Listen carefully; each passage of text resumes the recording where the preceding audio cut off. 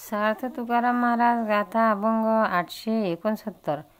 नवे ब्रह्मचर्य बाईरेच्या त्यागे, वैराग्य वहुगे देश त्यागे. नवे ब्रह्मचर्य बाईरेच्या त्यागे, वैराग्य वाहुगे देश त्यागे. काम वाढे भय वासनेच्या दारे, सांडारे ते धीरे आच्या वयाच. काम वाढे भय वासनेच्या द्वारे, सांडारे ते धीरे आच्या वाच. कापोनी शुरत्वाची मात, केले वार्ता हात उचत काळे. तुका म्हणे करे जीवेशी विठाळ, लटक्याशी मूळ स्तुती होता. तुका म्हणे करे जीवेशी विठाळ, लटक्याची मूळ स्तुती होता. अर्थ तुकाराम महाराज विरक्तीबद्दल बोलत आहे. पत्नीचा त्याग केल्याने ब्रह्मचर्य साध्य असे होत नाही.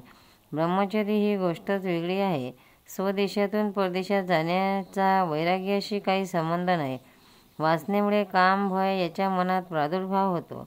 म्हणून धैर्याने वायफळ वासनाचा त्याग करावा. जो स्वतःला शूर म्हणवतो पण युद्धाच्या गोष्टी ऐकून घाबरतो, त्याच्या लढाईच्या वेळी फारच घाबरगुंडी उडते.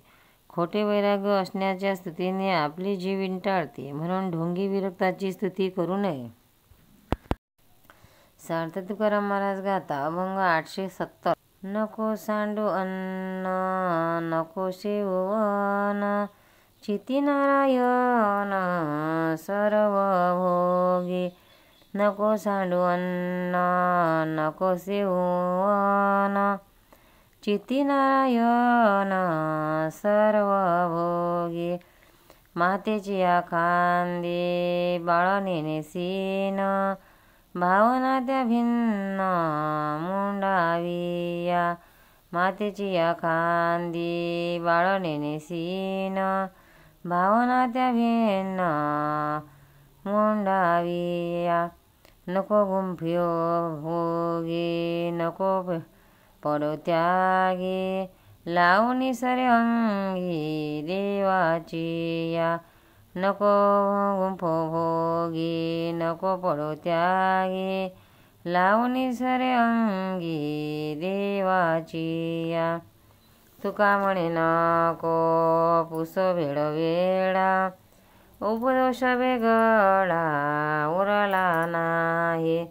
तुका म्हणे नको पुसो भेड वेडा, उपदेश वेगळा उरला नाही. नको सांडू अन्न नको सेव मन, चित्ती नारायण सर्व भोगी.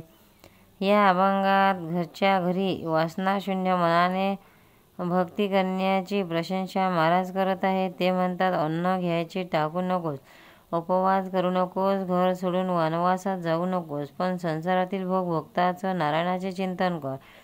अरे साधका, जो आईच्या कडेवर बसलेला आहे अशा बालकाला चालण्याचे श्रम होत नाही. त्या बालकाने आईशी एकनिष्ठ ठेवावी, भिन्न भावनेचा त्याग करावा.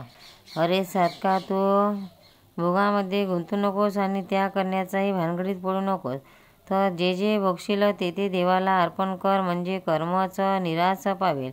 आणि आता या वाचून दुसरे काही विचारू नकोस, कारण हाच एकमेव सर्वश्रेष्ठ उपदेश आहे. दुसरे काही सांगणे उरलेले नाही. भक्तांनो, व्हिडिओ आवडल्यास व्हिडिओला लाईक करा, शेअर करा, सबस्क्राईब करा. तसेच बाजूला असलेल्या बेलवर क्लिक करा, म्हणजे याच्यापुढील सर्व व्हिडिओ तुम्हाला सर्वात आधी मिळत जातील. जय श्री कृष्ण.